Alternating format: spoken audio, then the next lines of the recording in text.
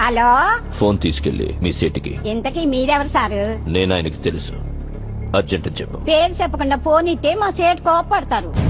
ఏయ్, బాయ్ నుంచి ఫోన్ అని చెప్పు. ఎవరికి బాయి?